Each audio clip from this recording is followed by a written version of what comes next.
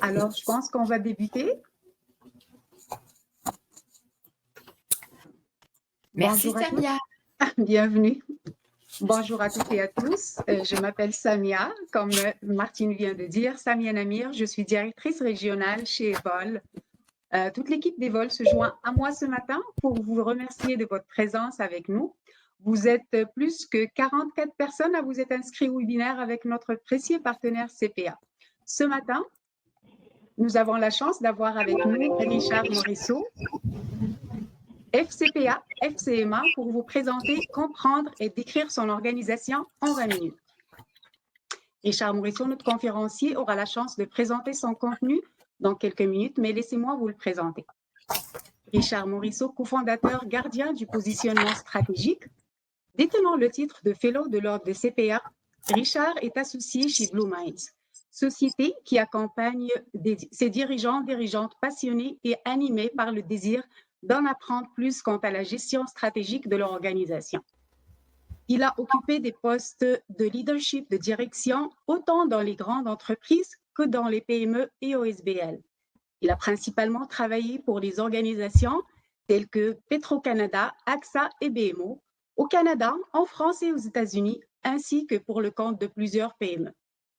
Il a aussi été nommé responsable de la promotion, la vision stratégique des programmes de formation en approvisionnement au niveau mondial.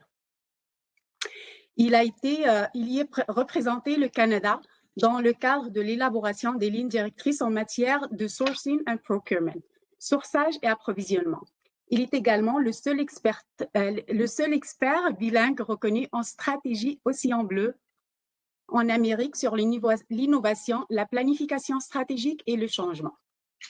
Diplômé de l'Université de McGill et de l'Université de Montréal, puis ayant suivi et donné un riche éventail de formations en Europe, aux États-Unis et en Asie, Richard Morisseau est formateur et conférencier aguerri depuis plus de 30 ans au niveau international.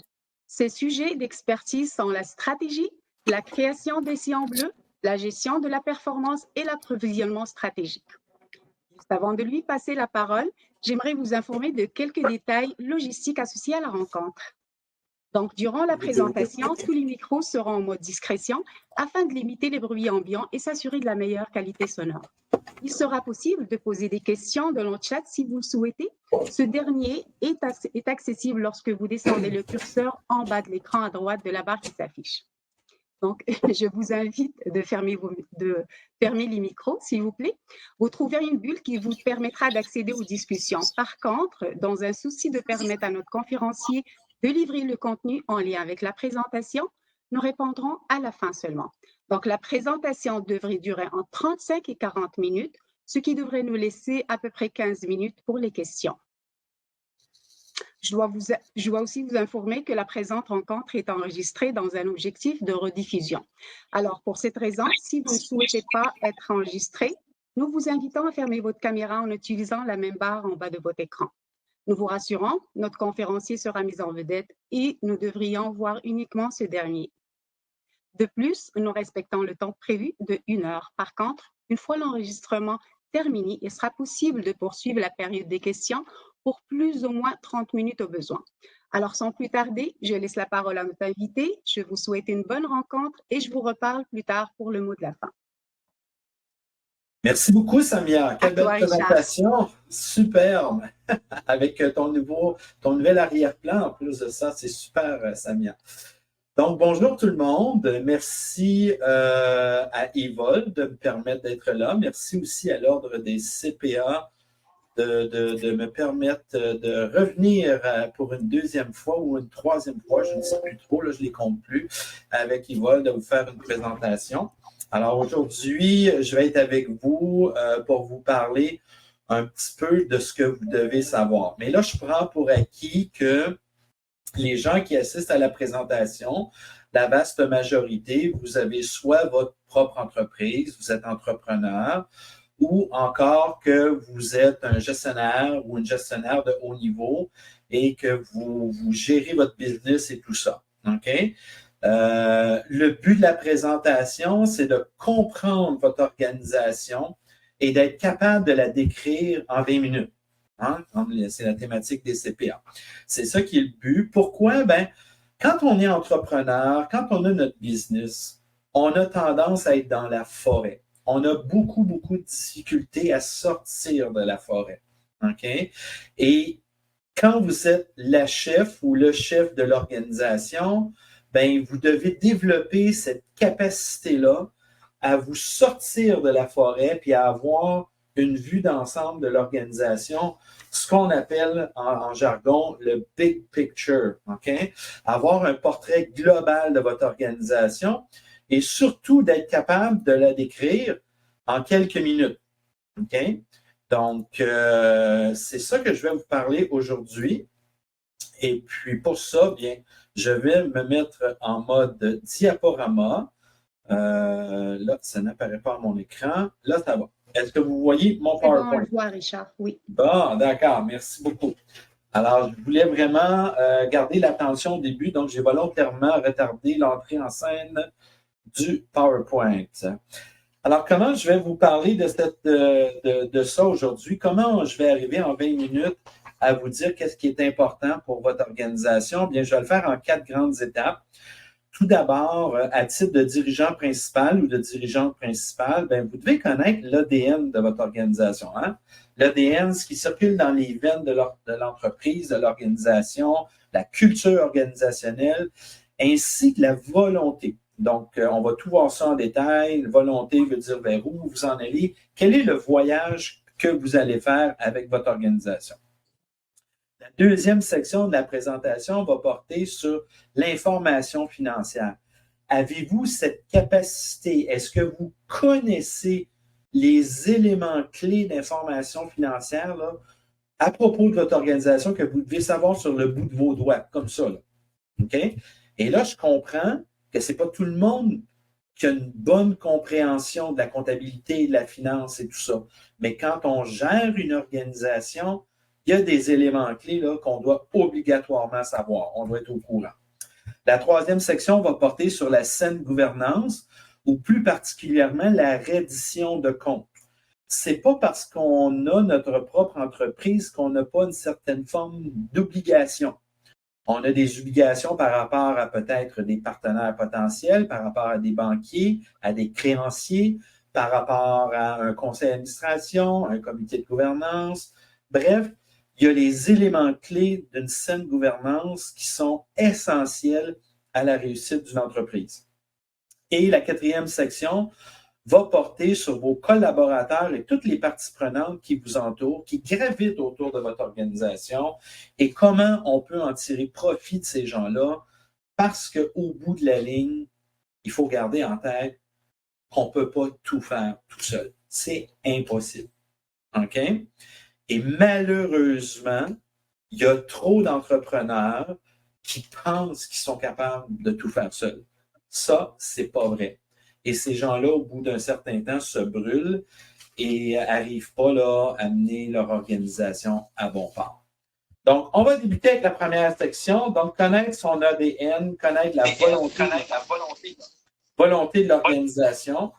Là, tout d'un coup, depuis à peu près 2 secondes, je m'entends en double. Je ne sais pas qu'est-ce qui s'est passé. Mais à chaque fois que je parle actuellement, je m'entends en double. Donc, il y a un écho. Là, ça va, on t'entend bien, Richard.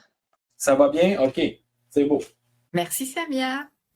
Alors, donc, l'ADN, c'est quoi? C'est quoi l'ADN d'une organisation? L'ADN, c'est important de savoir ça. Si vous voulez assumer votre leadership, vous voulez être un bon leader d'influence, ben, il faut comprendre votre organisation. C'est quoi votre ADN? C'est quoi là qui est la base même, l'essence même de votre organisation? Qu'est-ce qui vous rend unique, qui vous démarque? Pourquoi les clients viennent vers vous? Pourquoi votre organisation existe-t-elle? C'est quoi le parcours qu'elle veut faire? Elle veut s'en aller où? Vous voulez l'amener où, votre organisation? On va tout voir ça en détail dans la prochaine diapo. D'accord? Donc, votre ADN, qu'est-ce qui vous rend unique? Pourquoi est-ce qu'elle existe? Puis vers où elle s'en va? Tout ça, c'est important parce que, c'est important de l'expliquer à vos futurs employés, futurs collaborateurs, mais aussi, si vous voulez rencontrer des investisseurs, des prêteurs, il faut que vous soyez capable d'expliquer ça assez rapidement. Vous n'avez pas beaucoup de temps quand vous rencontrez une banquière ou quand vous rencontrez un investisseur qui veut investir dans votre organisation, qui veut vous aider. Il faut que vous soyez capable de faire ça rapidement. Si je vous pose la question, êtes-vous capable de décrire votre organisation et ce qu'elle offre pour ses clients en quelques minutes? Les Anglais, ils appellent ça le elevator speech, donc le discours d'ascenseur. Okay? Est-ce que vous êtes capable, en à peu près 45 secondes, d'expliquer votre organisation puis de la décrire en une belle phrase ou deux belles phrases?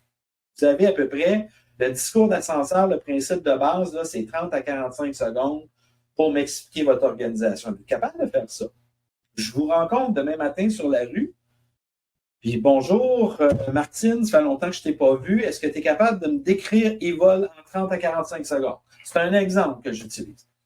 Et le troisième élément, c'est d'être capable de demeurer centré. La raison étant très simple, les entrepreneurs, de façon générale, ils ont un très, très grand défaut, c'est de ne pas être capable de demeurer centré sur le plan de match. Donc, focus en jargon du quotidien. Est-ce que vous êtes capable d'être focus sur votre plan de match? Malheureusement, il y a trop d'entrepreneurs qui dévient. Alors, on y va, on continue. L'ADN, c'est quoi? Tout d'abord, la première chose de l'ADN, c'est la raison d'être de votre organisation. Il y en a qui appellent ça la mission. Effectivement, c'était appelé comme ça autrefois. Depuis quelques années, la terminologie a changé, donc on utilise maintenant le terme raison d'être et non plus mission dans le jargon. Et puis, lorsqu'on fait de la planification stratégique. Donc, quelle est la raison d'être de votre organisation? Pourquoi vous l'avez créée, cette entreprise-là, cette organisation-là? Parce que ça peut être un OSBL là, aussi. Pourquoi elle existe? Okay? Quelle est sa première raison, là? Qu'est-ce qu'on a voulu faire avec ça? Ça, il faut que vous sachiez par cœur, là, puis que vous l'ayez présent en tête tout le temps. La deuxième chose, c'est quelle est votre vision comme dirigeante principale, comme dirigeant principal? Quelle est la vision que vous avez de votre organisation? Où c'est que vous voulez l'amener? La vision, là, c'est la notion future. Donc, on regarde dans le temps. Ce temps-là n'est pas défini en passant. OK? C'est une notion d'amener l'organisation quelque part dans un futur inconnu. OK? Où c'est que vous voulez l'amener, votre organisation? Pourquoi? Il va falloir que vous partagiez ça avec les gens qui vous entourent. Si vous voulez que les gens vous suivent, il va falloir que vous partagiez votre vision parce qu'ils vont avoir bien de la misère à vous suivre. OK? La troisième chose, c'est quoi les valeurs de votre entreprise, de votre organisation? Qu'est-ce que vous mettez en évidence? Qu'est-ce que vous valorisez? Qu'est-ce que vous aimez? Comment vous voulez que les gens se comportent autour de vous? OK? Donc, ce sont les comportements souhaités de toutes les parties prenantes. Et là, ce n'est pas juste les employés. Ça inclut toutes les parties prenantes qui gravitent autour de vous. Les investisseurs, comités aviseurs, conseil d'administration, les consultants qui gravitent autour de vous, les employés, certains fournisseurs stratégiques. Quelles sont les valeurs que ces gens-là doivent avoir puis qui doivent être alignées avec votre plan de match? Le quatrième élément, est-ce que vous connaissez la responsabilité sociétale? Quel rôle vous voulez que votre organisation joue dans la société? En passant, ce quatrième élément-là, c'est présent dans une planification stratégique, dans une orientation de l'ADN d'une entreprise depuis à peu près 5 ans. Il y a un changement majeur qui s'est opéré dans la société d'aujourd'hui, c'est que les entreprises doivent être des bons citoyens corporatifs et dans le cadre de leur raison d'être et de l'atteinte de leur vision, les organisations doivent maintenant contribuer à la société. Ce n'était pas le cas il y a plusieurs années. La responsabilité première d'une organisation, autrefois, c'était de faire de l'argent. Regarde, on fait de l'argent, puis beaucoup de dirigeants se fichaient pas mal de ce qui se passait dans la société. On polluait à gauche et à droite et on s'en préoccupait pas. Aujourd'hui, les organisations ont des responsabilités envers la société et elle doit être intégrée, cette responsabilité-là, dans votre plan stratégique. Okay? Donc, on appelle ça la responsabilité sociétale. Quel est le rôle que vous voulez jouer? Et là, tout est possible. OK? Je vous donne un exemple très, très concret. Il y en a peut-être que certains d'entre vous qui connaissez la firme de crème glacée Ben & Jerry, là, dont la maison mère est dans le Vermont. C'est à 2 heures de route de Montréal. Là. Si jamais un dimanche après-midi d'automne, vous avez le goût d'aller, surtout que la frontière va ouvrir là, le 8 novembre, vous avez le goût d'aller faire un petit tour d'auto, là, arrêtez là, ça vaut vraiment la peine avec les enfants, ça va être super agréable, vous allez passer un très beau moment. Mais cette société-là se donne comme raison d'être, comme responsabilité sociétale à tous les ans. Ils vont voir la communauté locale, OK, et ils investissent en moyenne entre 500 000 et 800 000 $ dans la société. Des exemples très concrets sont allés à la polyvalente. La polyvalente avait besoin d'un nouveau gymnase. Ben, ils ont subventionné le gymnase. Ils sont allés voir une municipalité au Vermont qui ont contribué à la création d'un centre communautaire. Là. Ils ont investi quelques centaines de milliers de dollars dans la communauté et tout ça. Moi, ici au Québec, j'ai une organisation que j'accompagne et qui ont décidé de donner 250 $ à chaque employé ainsi qu'une journée payée par année pour contribuer à une cause de leur goût. Donc, il est certain que la cause doit être approuvée par les ressources humaines. Par exemple, l'entreprise ne subventionnera pas 250 $ au Ku Klux Klan. C'est un exemple concret. Donc, il faut que la contribution soit faite à quelque chose qui contribue à la société, là, pour le bien de la société. Le 5e élément de l'ADN, c'est de bien identifier votre compétence de base. C'est quoi qui vous donne votre réputation? Qu'est-ce qui fait que vous avez une renommée, que les gens vont venir vers vous, les clients vont acheter vos produits, vos services et tout ça? Qu'est-ce qui vous rend unique? C'est quoi votre compétence de base, votre force? Okay? Un exemple très concret, c'est je vous dis Toyota. C'est quoi la compétence de base de Toyota? Et là, ne me répondez pas que c'est de faire des automobiles. La compétence de base de Toyota, en anglais, on appelle ça le Lean Manufacturing. D'ailleurs, il y a des livres qui ont été écrits là-dessus. Ça s'appelle le Toyota Way, donc la manière Toyota. C'est vraiment là, sur l'efficacité, le contrôle qualité et tous les processus. Là, Toyota, ils sont reconnus comme étant les meilleurs sur la planète. OK? Je vais rester dans l'automobile. Si je vous dis la compétence de base de Honda, c'est quoi? Bien, la compétence de base de Honda, ce n'est pas un fabricant automobile. L'automobile, c'est seulement une de leurs activités. Honda, sa compétence de base, c'est un fabricant de moteurs. Il y a des moteurs Honda dans n'importe quoi, des tondeuses, des souffleuses, des balayeuses, des autos, des motos, des bateaux, des avions. Il y a des moteurs Honda dans n'importe quoi. Okay? Et le dernier élément, le dernier exemple que je vous donne, Tesla, hein, c'est le 3e exemple que vous pensez que c'est dans l'automobile, mais encore une fois, Tesla, ce n'est pas du tout dans l'automobile sa compétence de base. La maison mère de Tesla, c'est un fabricant de batteries électriques industrielles.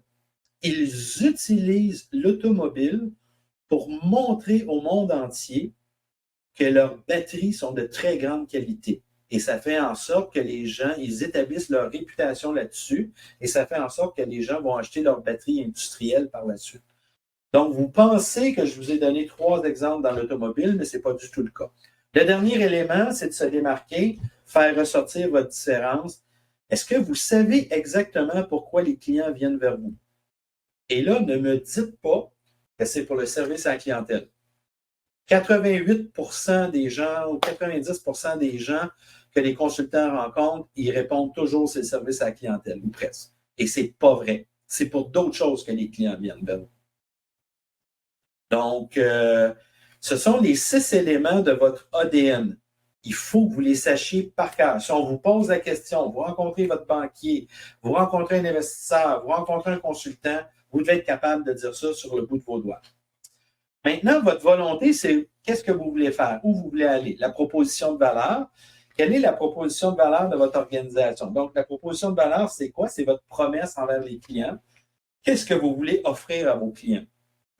Si je vous dis chocolat favori, c'est quoi la promesse, la proposition de valeur de chocolat favori? C'est-tu de vendre du chocolat? Pas du tout. Chocolat favori ne vend pas de chocolat. Chocolat favori offre une expérience de plaisir chocolaté qui réunit parents et amis. Ben, cette phrase magique-là, là, elle réunit tout le monde du début à la fin dans l'organisation.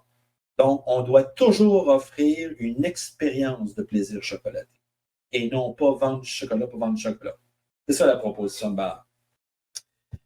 Avez-vous défini vos objectifs stratégiques? C'est quoi les grandes lignes de vos objectifs stratégiques? Est-ce que vous savez où vous en allez? Moi, j'ai un client que je fais là, actuellement. Son objectif, l'entreprise va avoir 50 ans en 2025, donc dans 4 ans. Alors, l'objectif stratégique, ça a été défini de la manière suivante, 50 ans, 5 continents. L'organisation est actuellement présente sur 3 continents et ils se sont donnés comme objectif d'ici 2025 pour célébrer leurs 50 ans, ils veulent être présents sur les 5 continents. Ça, c'en est un objectif stratégique. Okay? Un objectif stratégique, c'est quelque chose à plus ou moins long terme vers lequel vous voulez amener l'organisation. Ce n'est pas un objectif opérationnel. Grosse différence. Je veux réduire les taux de rejet dans l'entreprise, dans l'usine, dans la manufacture. Ce n'est pas un objectif stratégique. Okay? C'est un objectif opérationnel.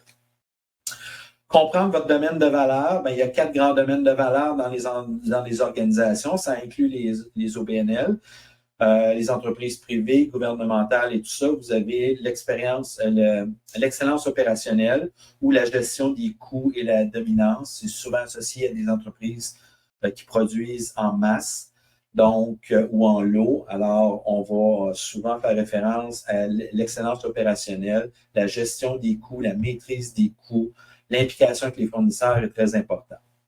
Le deuxième élément, c'est leadership produit. Ce sont des organisations qui opèrent dans une industrie où la maîtrise ils doivent constamment innover pour arriver à leur fin. Troisième élément, c'est l'intimité client, où vous devez constamment connaître vos clients pour arriver à vos fins. Et le quatrième, c'est la création de marché. Vous êtes dans une organisation où vous devez constamment créer les marchés. Apple est là-dedans. BRP à Valcourt en Estrie et dans ce mode-là et tout ça. Le quatrième, c'est votre modèle d'affaires. Est-ce que vous connaissez votre modèle d'affaires? Connaissez-vous votre réseau de distribution, comment il fonctionne, votre stratégie d'entreprise? Ça, c'est super important. Vous devez le partager avec vos gens. Et les facteurs clés de succès de votre organisation. Connaissez-vous ça? Pour bien réussir, là, c'est quoi les facteurs clés de succès dans votre entreprise? Est-ce que vous les connaissez? Ça nous amène à la deuxième section qui est l'information financière de base. C'est quoi les éléments clés d'information financière que vous devez connaître là, dans votre entreprise pour être capable de bien la décrire, bien la comprendre? Si je vous dis top line, le chiffre d'en haut, la ligne d'en haut, c'est le chiffre d'affaires, c'est vos revenus, c'est vos ventes et tout ça. On appelle ça le chiffre d'affaires de l'entreprise. Okay? Les Anglais appellent ça le top line, la ligne d'en haut. Deuxième élément, comparativement au deuxième qui est à droite, qui est le bottom line, donc la ligne du bas, donc le bénéfice net. OK? On a la ligne d'en haut, on a la ligne d'en bas. Est-ce que vous êtes capable d'exprimer votre bénéfice net en dollars, mais aussi en pourcentage? Parce que les rendements sont mesurés en pourcentage et non pas en dollars. Est-ce que vous maîtrisez ça? Le troisième élément, la marge brute. Dans la marge brute, c'est la différence entre vos ventes et votre coût des ventes. Je fais une marge de X à chaque fois que je vends quelque chose. Un exemple concret, j'ai un client, moi, à chaque fois qu'il vend quelque chose, il fait 20%. Il fait 20% de marge. Cette marge brute-là, ce qu'elle vous permet de faire, c'est qu'elle vous permet de payer vos frais d'administration. C'est ça qu'elle vous permet de faire. Donc, en avez-vous assez pour payer vos frais d'administration? Ce qui reste au bout de ça, c'est le bénéfice net. Il y a un autre élément que peut-être certains d'entre vous sont familiers, c'est le BAYA. Le BAYA, ça veut dire bénéfice, avant impôts, intérêts et amortissements. C'est une mesure de rendement que beaucoup d'investisseurs, beaucoup de banquiers utilisent. OK? Et c'est souvent, très, très, très souvent, la mesure pour calculer les bonis aux dirigeants d'entreprise. On utilise le BAYA. La raison est très simple. C'est que c'est le bénéfice net, mais avant qu'on enlève les impôts, les intérêts et les amortissements. Pourquoi? Parce que les impôts, on n'a pas un mot à dire là-dessus, c'est le gouvernement qui décide. Les amortissements, c'est les comptables qui décident. Puis les intérêts, bien, on dit que si tu fais une bonne gestion de l'entreprise, tu vas t'endetter juste assez pour bénéficier d'un cash flow. Et donc, les intérêts, on n'en tient pas compte. Alors, on va mesurer la performance d'un gestionnaire ou d'une gestionnaire sur le BAYA. L'autre élément, c'est les flux de trésorerie. Les flux de trésorerie, si je vous dis, je vous pose la question tout banalement comme ça. Est-ce que vous savez combien votre entreprise, votre organisation génère de, permettez-moi l'expression, de cash flow à tous les mois? Combien est-ce qu'il rentre d'argent dans votre organisation à tous les mois? 25 000? 100 000? 1 million? Combien est-ce qu'il en rentre à tous les mois dans votre organisation? Ça, là, il faut que vous sachiez ça sur le bout de vos doigts. C'est quoi le cash flow qui est généré par la vente de mes produits et services?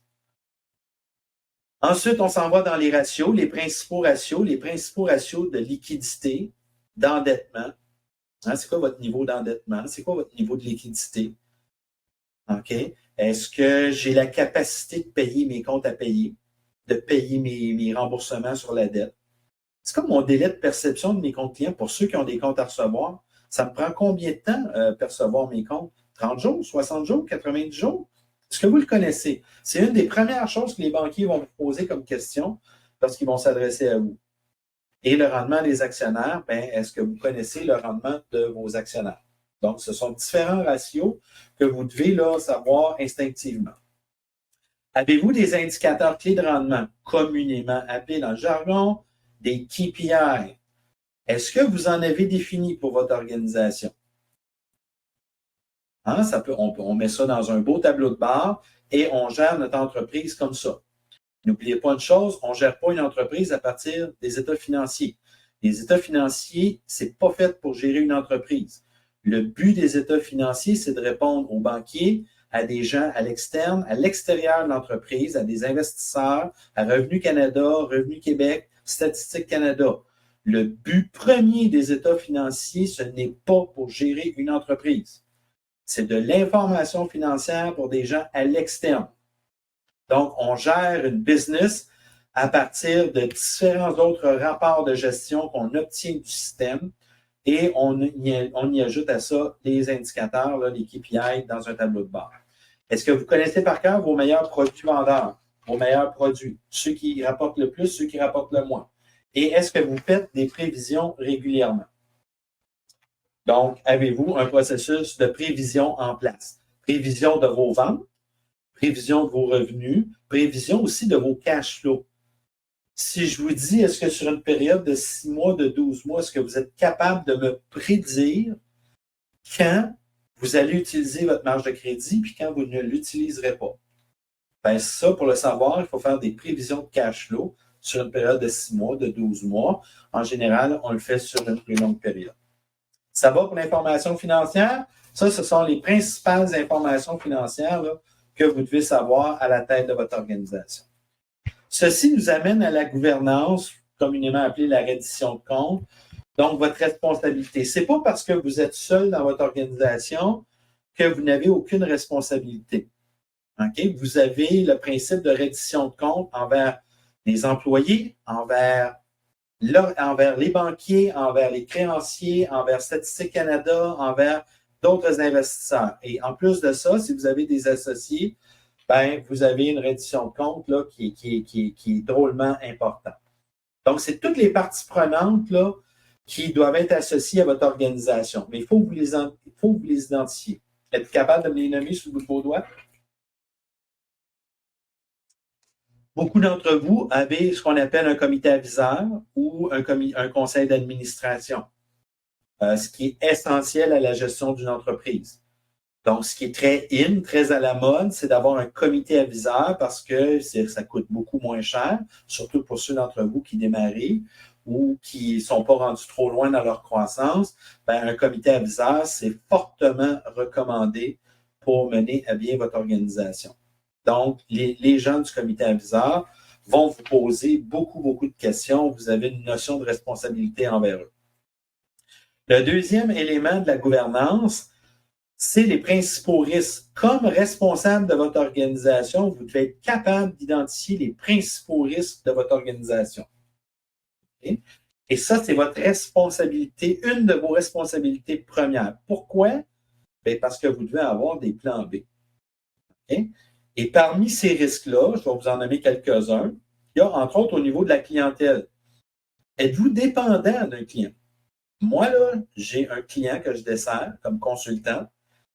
35% de son chiffre d'affaires est dépendant d'un client. 35% de ses revenus proviennent d'un seul client.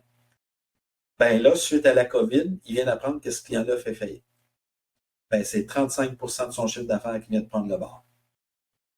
Ça fait mal. Je vous garantis que ça fait mal. OK? Ben, est-ce que vous avez identifié ces risques-là avec vos clients, mais aussi avec vos fournisseurs? Parce que dans certains cas, vous êtes dépendant de fournisseurs.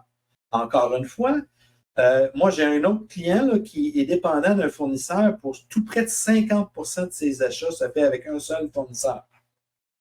Est-ce que ce fournisseur-là est en bonne santé financière? C'est quoi sa situation? Est-ce que vous l'avez mesuré? Est-ce que vous avez un plan B si ce fournisseur-là disparaît de la map demain matin, s'il n'existe plus? Et vous seriez surpris de voir le nombre d'organisations qui n'ont pas de plan B pour leurs fournisseurs. Est-ce que vous avez des produits, des services qui sont à risque, que la COVID nous a amenés à voir différemment, qu'on n'achète plus? Votre expérience client, est-ce que vous êtes capable de la faire vivre à vos clients maintenant que la COVID, là, on a passé la COVID? Ou suite à la COVID, les choses ont changé et vous avez été obligé de modifier votre expérience client. Donc ça fait partie des risques. OK, la contamination, la quarantaine. Il arrive quoi là, si demain matin, vous avez plusieurs employés qui sont contaminés par la COVID, contaminés par autre chose? Est-ce que vous avez un plan de mise en quarantaine? Est-ce que vous avez un plan de fermeture de votre organisation? Hein, moi, pendant la COVID, là, en 2020, j'ai un client qui m'a appelé en état de panique, là, 87 employés dans l'entreprise. Et du jour au lendemain, il a appris qu'il y avait 54 employés qui avaient la COVID. Bien, 54 sur 87, là, c'est assez fort. Et l'année passée, si vous vous souvenez, quand quelqu'un avait la COVID, il fallait mettre tous les autres employés en quarantaine. Mais bref, on est obligé de fermer l'entreprise pendant un mois. Mais ce monsieur-là, il a perdu beaucoup de clientèle. Ça fait partie des risques. Avez-vous un plan de match là, pour vous assurer que votre organisation continue, même s'il y a ce côté-là? Et un autre risque que je vous préviens, qui est de plus en plus fréquent, malheureusement, qu'on voit souvent, c'est la cybersécurité. Donc, le risque de perdre l'information ou encore les cyberattaques. Est-ce que votre entreprise a un plan B si vous subissez une cyberattaque, une demande de rançon? Êtes-vous prêt à faire face à ça? Ça, là, ça fait partie de vos responsabilités comme chef d'organisation. Êtes-vous capable de vous prémunir comme ça? Et là, je vous dis, même ceux en démarrage, vous devez penser à ça. Moi, j'ai des clients en démarrage qui ont été frappés dès le départ, après 6 mois en business, ils ont été frappés par une cyberattaque. Et ils ont tout perdu. Okay? Donc, sachez que ça peut arriver à n'importe quelle organisation. Au niveau de la croissance et de la pérennité, ben, c'est de bien identifier, avez-vous une stratégie en place qui va permettre la croissance et assurer la pérennité de l'organisation. Habituellement, on retrouve ça dans le plan stratégique. Donc, je vous invite fortement là, à bien identifier là, les éléments, votre stratégie de croissance et ça, on le voit dans le modèle d'affaires qu'on utilise dans le plan stratégique. Le dernier élément, c'est la contribution à la société. Ben, en quoi, je vous en ai parlé un petit peu plus tôt, en quoi l'organisation contribue à la société, comment est-ce que l'organisation est un bon citoyen corporatif. Okay?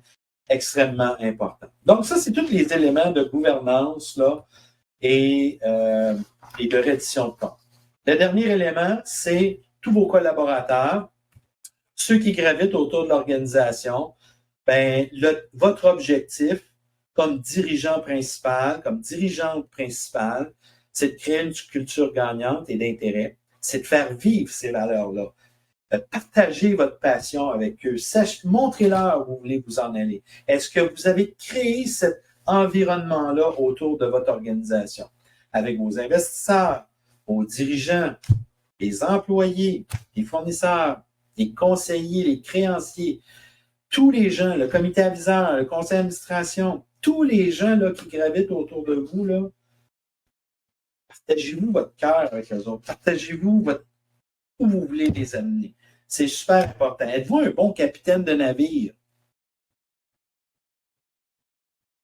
Hein? Sachez amener vos gens là, vers la réussite et tout ça. En conclusion, ça nous amène à la fin de la présentation. Ce que je voudrais que vous reteniez de la formation ou de la conférence d'aujourd'hui, développez votre sens des affaires. Quand vous êtes à la tête d'une organisation, là, en anglais, on appelle ça le business acumen. Donc, avez-vous un bon sens des affaires? Là? Bien au-delà du pif. Hein? Un entrepreneur, ça doit avoir du pif. Ça, on le comprend, c'est correct. Puis, une entrepreneur, ça doit être capable de réagir rapidement. Ça, c'est bien. Mais il faut aussi avoir un excellent sens des affaires. Pourquoi? Pour orienter vos actions vers l'atteinte des objectifs. L'autre élément, c'est d'assurer la livraison de la raison d'être. Hein? Vous avez une raison d'être. Pourquoi l'organisation existe? Il faut être capable de livrer la raison d'être. Et il faut aussi atteindre notre vision, vers où on veut aller. La vision, je vous le répète, c'est le voyage que vous voulez effectuer avec votre organisation. Vous voulez amener votre organisation dans le temps. Quatrième élément, pour satisfaire et être crédible avec toutes les parties prenantes. Vous, dans votre rôle de chef d'entreprise, vous devez être crédible. Vous devez être crédible avec vos employés, avec votre équipe de dirigeants, avec les banquiers, avec les créanciers, les investisseurs, mais avec tout le monde. Si vous ne maîtrisez pas tous les éléments que je viens de vous parler dans la présentation d'aujourd'hui, ça va affecter votre crédibilité et ça va faire en sorte que vous allez semer le doute chez certains. Et ça, vous ne pouvez pas vous permettre ça comme dirigeant d'entreprise. Vous devez être solide. Vous devez être capable d'exercer un bon leadership d'influence, qui est le dernier élément. Vous devez être capable de motiver vos collaborateurs, qui est le point 5. Okay? Donc, soyez crédible, motivez vos troupes, puis exercez un leadership d'influence avec le bon sens des affaires, vous devriez être capable de réussir. La dernière slide en conclusion. 4 astuces que vous devriez retenir de cette présentation. Bien connaître votre ADN, la volonté de celle-ci et savoir où elle veut aller, pourquoi elle existe. Donc, très important. Le deuxième élément, la deuxième astuce à retenir, c'est de maîtriser et suivre les éléments clés d'information financière. Êtes-vous capable de les connaître? Êtes-vous capable de jaser avec votre banquier? Êtes-vous capable de parler ratio avec votre banquier, avec votre comptable, avec votre CPA? Quand votre CPA vous parle, est-ce que vous le comprenez? Moi, j'ai une demande qui m'a été faite là, par une organisation là, qui a beaucoup d'entrepreneurs parce que les entrepreneurs ne comprennent pas le langage des comptables. Donc, on m'a demandé de développer une formation là, pour aller faire comprendre aux entrepreneurs toute la terminologie de l'information financière. Le troisième élément, c'est d'assurer une saine gouvernance de l'organisation, même si vous êtes seul. Assurez-vous qu'il y a une saine gouvernance de votre entreprise, de votre organisation, même si c'est un OBNL. Et le dernier élément, créer une culture organisationnelle gagnante, d'intérêt pour tous les collaborateurs. Soyez une leader d'influence. Amenez votre organisation à bon port. Partagez votre passion avec eux. D'accord? Et tout ça, ça fait en sorte que vous devriez être capable de comprendre et maîtriser votre organisation en un petit peu plus que 20 minutes. Ça nous amène à la conclusion.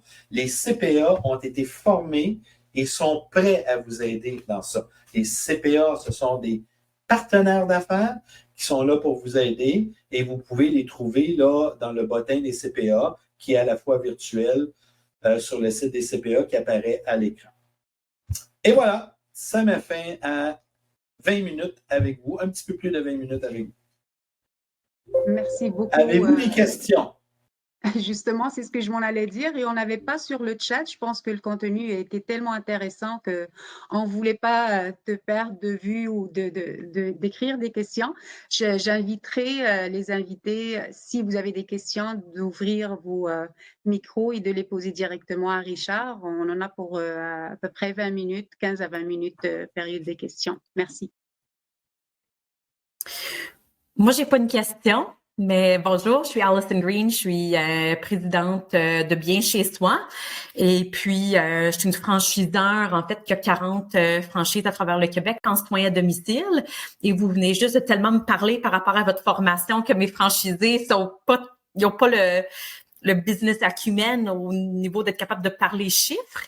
Alors, tu pourrais juste m'écrire un petit courriel par rapport à la formation que tu as faite pour l'autre groupe d'entrepreneurs, un Crash Course 101 sur comprendre tes états financiers. Là, je serais très intéressée à avoir plus d'informations là-dessus. Ça, c'est pas vraiment une question finalement, mais...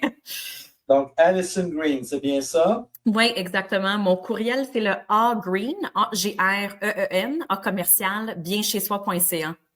Bien chez soi. Alors, je vais communiquer avec vous et puis, oui, ça marche. Merci beaucoup, Merci. Alison. Gardez votre sourire, Alison. Il est contagieux. Pas de questions, toujours dans le chat. On a Carole Paris qui vous dit merci pour la vidéo, très intéressant. Joanne aussi vous remercie, Richard. Marlène, la même chose. Je pense que c'est très, très intéressant le contenu. Ça vient toucher tout le monde. Il n'y a pas de questions. Et moi, j'aime les questions. Il faut que vous me stimulez. C'était trop clair. C'était trop clair. Tu as bien expliqué ça. Ah oui, je vois Catherine là, qui fait signe avec sa casquette, là, oui. Ben moi, j'en aurais une question. D'accord. Bonjour, moi je suis Dileno, présidente de Couleur Sourire. On est une agence boutique de loisirs spécialisée pour les résidences privées pour aînés. On est en démarrage et moi, j'ai été allumée beaucoup, Richard, par la cybersécurité. Puis j'avouerais que je ne sais pas par où commencer mes recherches à ce niveau-là. Est-ce que vous avez des conseils pour moi? Bien, tout dépend comment vous êtes structuré, tout dépend de l'ampleur de votre organisation, mais habituellement, je ne sais pas si vous avez une firme informatique qui s'occupe de vous. Est-ce que vous êtes en démarrage? À quel niveau? Où vous vous situez dans votre... On est en démarrage et on est deux dans l'entreprise, mon conjoint et moi-même. J'ai la chance d'avoir un conjoint qui est assez whiz, donc il s'occupe de tout ce qui est le département informatique, mais on fonctionne vraiment avec un réseau externe, un VPN, un firewall, mais outre ça, c'est quoi les points à réfléchir, si on a une attaque, une cyberattaque, ça serait juste pour comme m'aider à mes mots-clés sur Internet, pour trouver. C'est sûr et certain que je ne me définis pas comme un expert en informatique, mais bon, j'ai assez de vécu, puis sur des comités aviseurs, sur des conseils, puis j'aide des clients, là. Mais il faut que vous vous protégiez avec des backups, des copies de sauvegarde, ça c'est super important. Puis bien souvent, c'est plus qu'une, puis c'est pas au même endroit, hein. C'est une copie d'un nuage, une copie physique quelque part ailleurs que chez vous ou ailleurs qu'à vos bureaux. Ça, c'est un principe de base. Et c'est des copies à fréquence, à grande fréquence, tout dépendant du nombre de transactions. Si vous me dites j'ai 10 transactions par semaine, c'est une chose. Si vous me dites j'ai 2000 transactions par semaine, ben c'est à la journée qu'il faut faire des copies de sauvegarde. Et dans d'autres cas, ça va être à l'heure ou à demi-journée, ça dépend vraiment, là. Et il faut que vous ayez les bons pas firewall, là, mais les firewalls, mais aussi les logiciels là, qui empêchent les pirates de pénétrer vos systèmes et tout ça.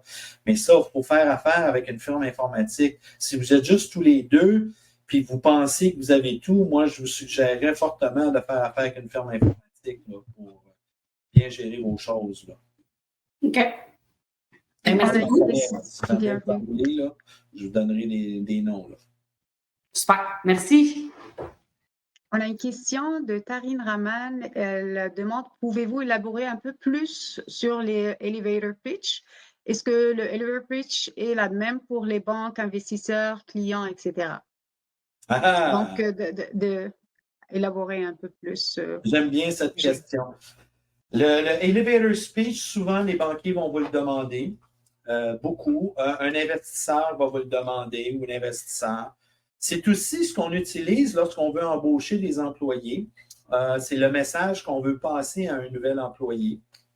C'est être capable de décrire notre organisation là, en 30 secondes. OK? Je vous en ai donné une tantôt. Je vais vous en donner une autre. Je vais la répéter. Là. Il faut que c'est votre promesse à vos clients. Qu'est-ce que vous promettez d'offrir à vos clients? Hein, je vous ai dit que Chocolat Favori, c'était offrir une expérience de plaisir chocolaté qui réunit parents et amis. Ça, c'est en bien moins que 30 secondes. Je vais vous en donner une autre. Moment Factory. Vous connaissez Moment Factory, qui est un gros succès story québécois. Regardez bien c'est quoi la proposition de valeur ou le elevator speech de Moment Factory. Nous créons des expériences magiques qui engagent le public physiquement à travers des environnements multimédia conçus pour que le site et le contexte fonctionnent en symbiose. Nous racontons des histoires et nous leur donnons vie. En 30 secondes. C'est ça que Moment Factory fait. Le elevator speech, le discours d'ascenseur, c'est votre promesse envers les clients. Qu'est-ce que vous faites? Qu'est-ce que vous offrez à vos clients? Évidemment, au sens large. Je ne commencerai pas à aller dans chacun des produits. Okay? Mais au sens large, qu'est-ce que vous offrez à vos clients? Est-ce que j'ai répondu à la personne qui pose cette question-là?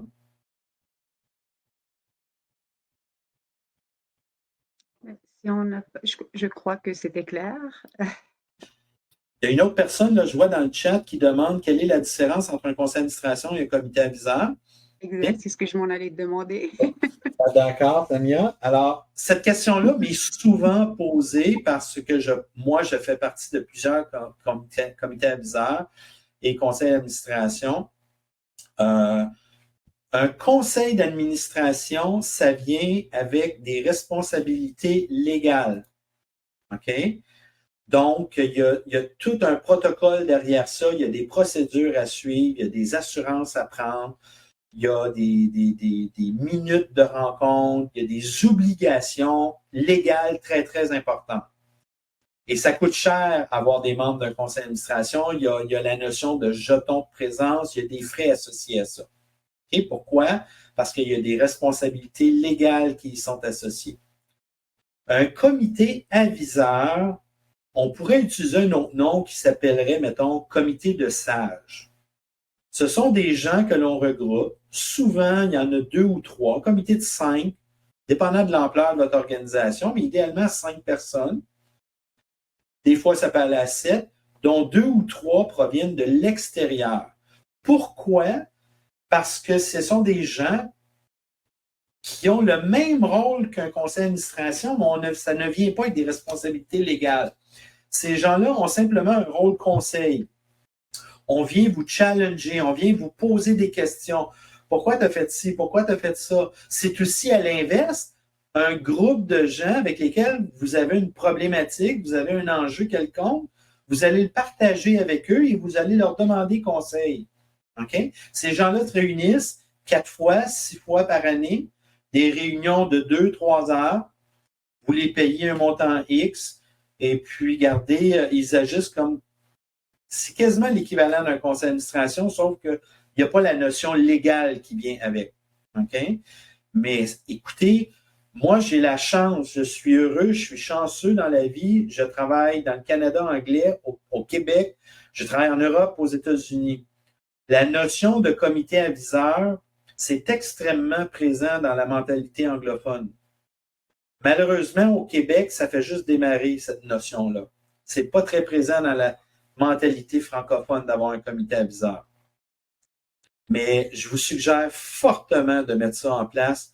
Et c'est prouvé, il y a des études qui ont été faites là-dessus, que les gens, les entreprises, les OBNL qui ont des comités aviseurs ils réussissent beaucoup mieux que celles qui n'en ont pas. C'est prouvé statistiquement, ça. Donc, je vous le recommande fortement. Je ne vois pas d'autres questions. Par contre, beaucoup de remerciements de la part de nos entrepreneurs. Patricia me pose la question, est-ce qu'il y a des coûts associés avec un comité aviseur? Oui, les coûts de présence à une réunion.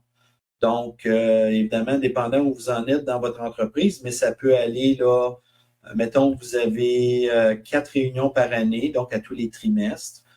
Vous passez en revue vos résultats, votre plan stratégique, votre tableau de bord, vos indicateurs et tout ça. Bref, ça peut prendre 3 heures, peut-être 4 heures. Mettons au pire 4 heures. 4 heures à peu près 250 $ par personne.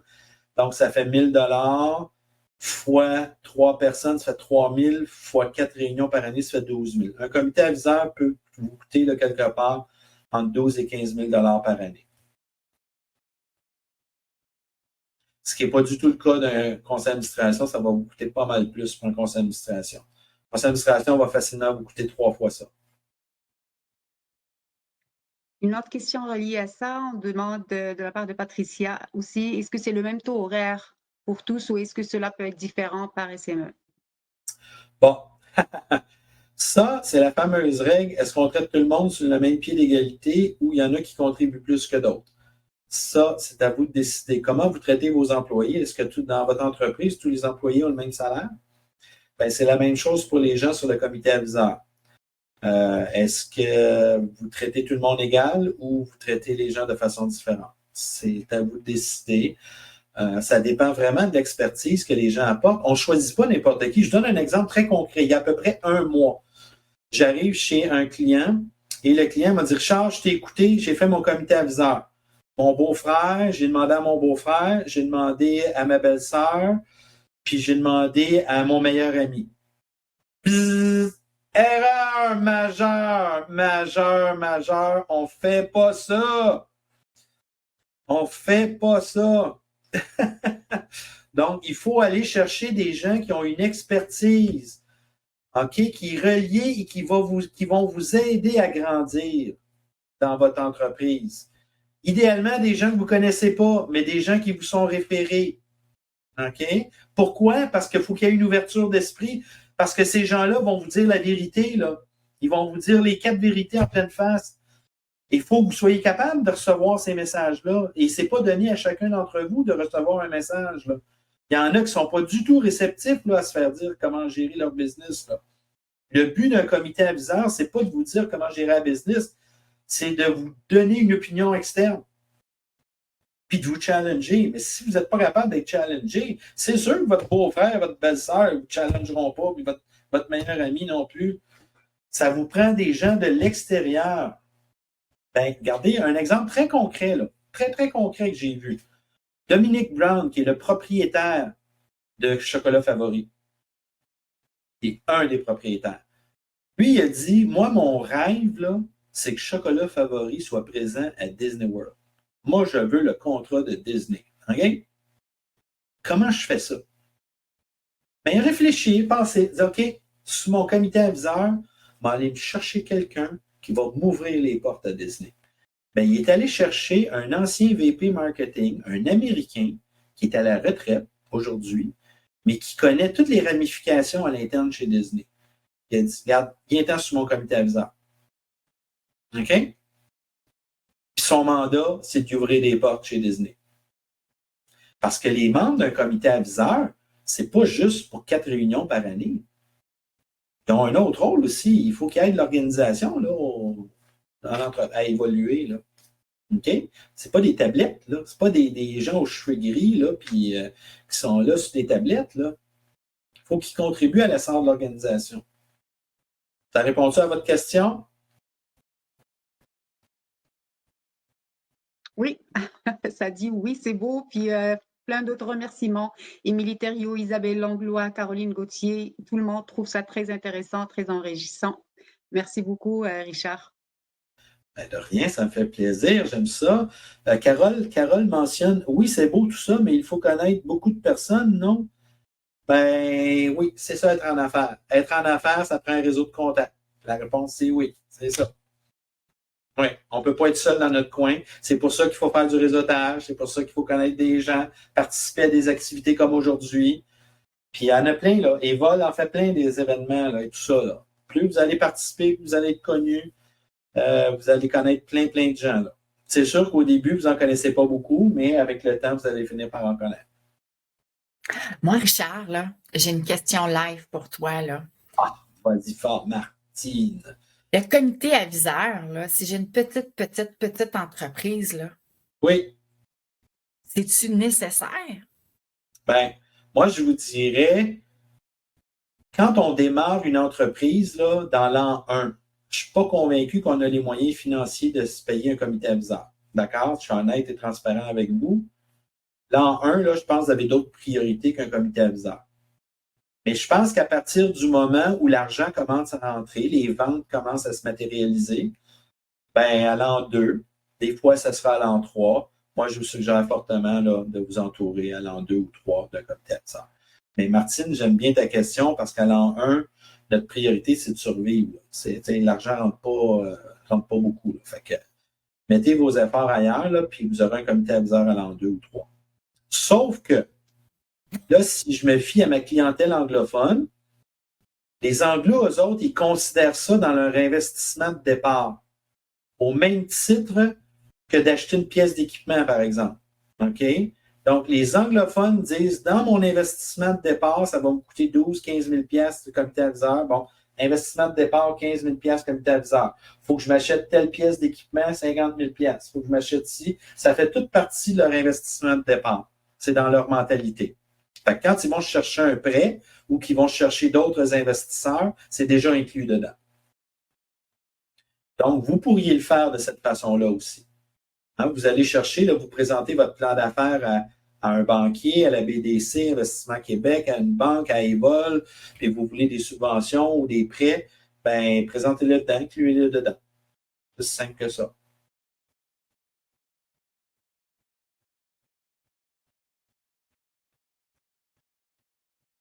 S'il vous plaît, posez-moi d'autres questions. M'avoir donné la parole à Samia.